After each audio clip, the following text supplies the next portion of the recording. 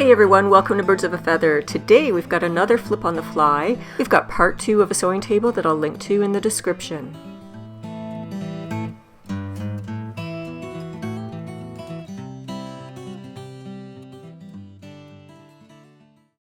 The touch-ups turned out pretty good considering how this looked before.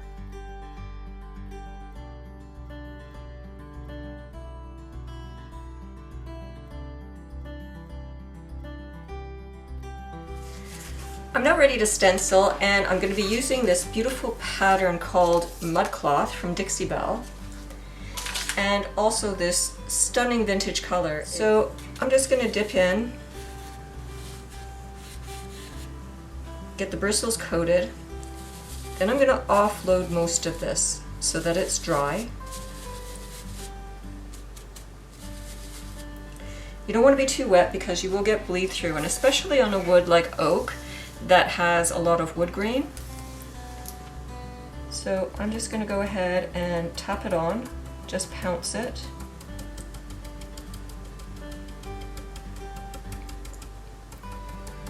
Now before you get any further, if you're at all concerned, just lift it and see what's going on. Make sure that the brush is really dry. And I'll continue on. Now, one thing I actually should be doing is I should probably move from right to left so that as I move across, I'm not sticking my hand in paint. So I think I'm going to change strategy here, and I'm going to start in the middle and work my way back. And that way I can ensure that I'm not going to smudge anything. Now, you could take a roller, a foam roller, and do the same thing, and it would be a lot faster, but I just feel like I have more control when I'm actually pouncing it on like this. As you can see, it takes very little paint. I'm just dipping into the lid, so a little paint is going to go a long way. Now once I offload the majority of it in the center, you can come back and just lightly swirl, and you don't want to press too hard at all because again, you don't want to be pushing it underneath your stencil.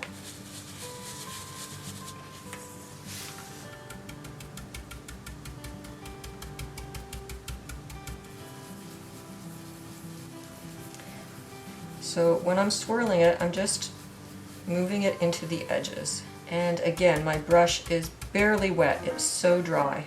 So again, I'm forgetting myself. I'm going to start on the right hand side here, and I'm going to move back to the left. Now I actually have pieces here. I'll just move this aside. This piece in the middle, it doesn't really sit perfectly level, so you need to be especially careful around where these meet. Of course, if this was just a flat surface, it would be no problem at all. And be sure to hold down the stencil itself with your left hand if you're right-handed, and vice versa. I don't have any adhesive on here. I really don't like to use adhesive. I just feel that by adding any sort of chemicals, I just want to prevent any kind of reaction with the wood. Okay, now here is where it gets a little tricky because of the difference in level. So here I do want to just pounce up and down, straight up and down. Okay, again, I am going to take a peek and just to see how we're doing, and it's looking quite nice.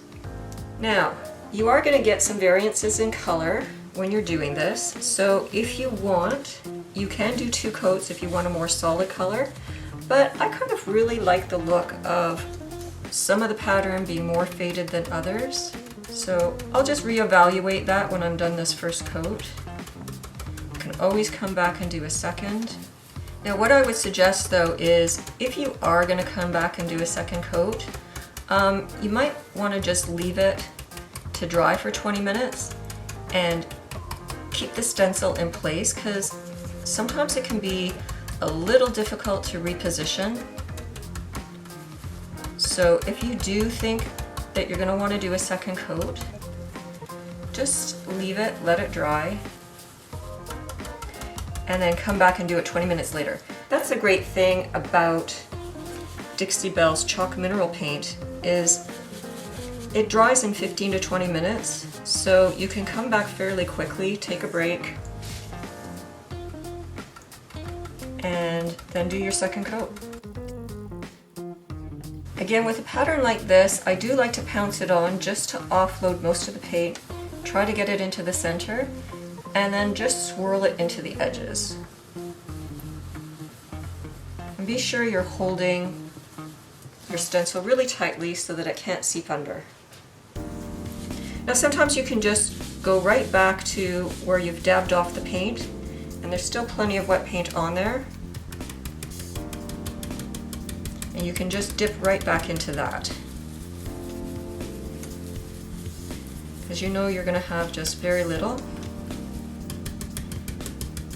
and it'll give you really good coverage.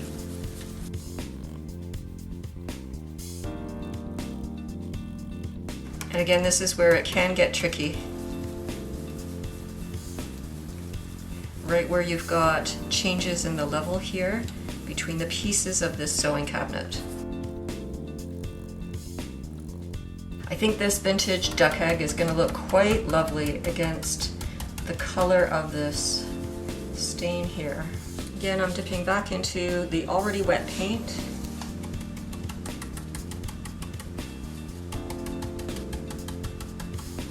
Make sure you're getting right into the corners and that you're not missing paint anywhere. But like I said, you can always come back and do a second coat if you find that you're not getting full coverage on this first one. Now I like to work in like a block here, so I'm going to come across evenly in that same sort of block. As you can see, I'm just sporadically offloading across the block that I'm concentrating on. Then I'm coming back and I'm just going to swirl to even all the paint out.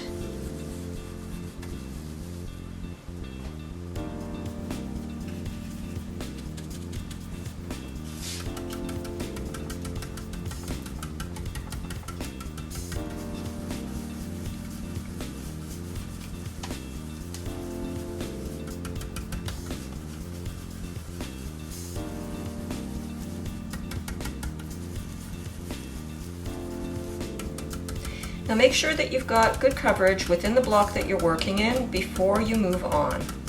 So I'm just eyeballing as I come across. I also want to mention that if you are working with a brand new brush, which this isn't, just be sure that you're sort of pulling at the bristles just to prime your brush so that the bristles don't fall out as you're stenciling. There's nothing worse than all of a sudden you see a bristle is stuck into your beautiful paint job. I have no idea when my camera cut out, so I hope it caught a lot of my tips and tricks here.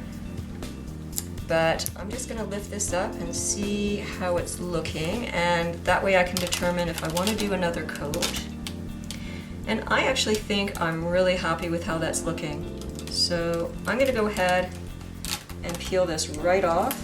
Now, what I'm going to do is take a baby wipe to this and just wipe back some of the paint just to clean it up a bit. And I'm going to let this dry for 20 minutes and then I'll be ready to continue on with the rest of the pattern. But that's looking really pretty so far. I'm loving this vintage duck egg. If you're going to be using a baby wipe to wipe back your stencil just to get some of the paint off, be sure you've got like a paper towel or something underneath, because as you do this, you will get some paint coming off and you don't want to affect your work surface. So I'm just going to demonstrate a little bit of this, but I did want to show you that if you do want to clean it, a baby wipe is ideal. Just lifts right off. Paint on this side is now dry, and what I've done here is I've matched up the dots. I just put a piece of tape under, drew my dot on when this was still in place, and I just slid it right over and taped it down once again. I'm just going to pick up from where I left off. Now here's a tip for you. Try to have two brushes that are the same so that you can wash and dry one and then use the other. I couldn't find my other brush like this, so this is still a little bit damp, and I'm hoping that the excess water in here isn't going to cause any sort of bleed. So all I can do is try it and see what happens. Now it's always a good idea just to dampen the brush when you are using the chalk paint, but for stenciling purposes you don't want anything to drip. So let's just see how that's looking, and that looks okay. So again, because I'm right-handed, I'm working from right to left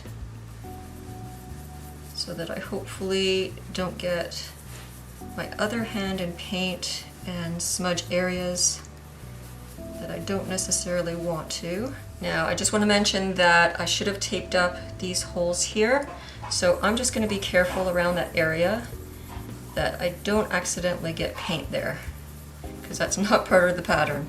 Now again, this is one of those areas where there's going to be differences in height, because these are the areas of the table that come apart. So it's better just to pounce straight up and down right along that line. Now the other reason that I like to clean my stencil, you'll notice that it's clean now, is because when I'm doing this swirling motion, after I get the paint on here, there's going to be less drag on the stencil. If I'm paint on paint, it's going to be hard to swirl. So that's another reason I do like to clean in between uses. That was just way too much. So again, ensure that you've got a really, really dry brush here. Now I think what I'm going to do is either do an oil finish on top of this or a wax, but I am going to put some kind of clear coat on this. Haven't decided what yet. When I do, check back with the blog and I'll let you know what we ended up using. Before this one dries, I'm just going to lift it up. I'll set this aside, then we'll come back to do the rest. Okay, the last section is now done, so I am going to peel it up. Now I don't know if the camera picks this up, but there is somewhat of a gap. The stencil is not consistent, it doesn't join up here. So what I'm going to do is I'm just going to take a fine little artist brush and I'm just going to paint in any gaps that are missing, just so that the eye doesn't automatically notice that gap. As a matter of fact, I think I'm going to bring back the stencil and I'm just going to position it over some of these elements. So for instance, this one right here, I want it to join in the middle. I'm going to bring back this bit of paint here, just got a little bit on there, and again, I want it dry, just as if I'm stenciling with the bigger brush, and I'm just going to fill it in as if I'm stenciling. Just pounce it up and down.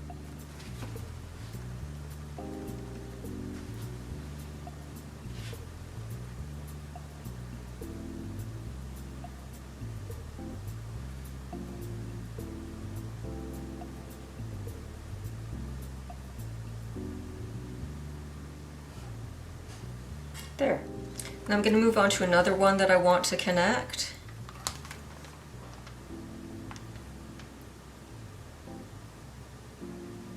I'm already liking that a lot better.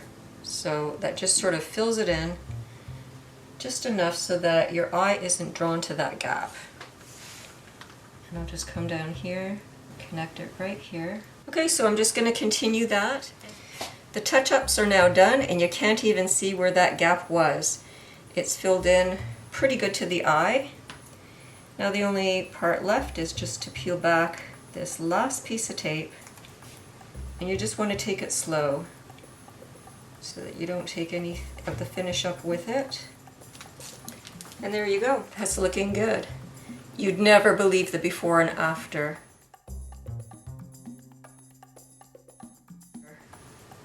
I'll bring the camera around so that I can show you a close-up of how this is looking. And here you go. Here's how it's looking. Still rustic, but quite beautiful.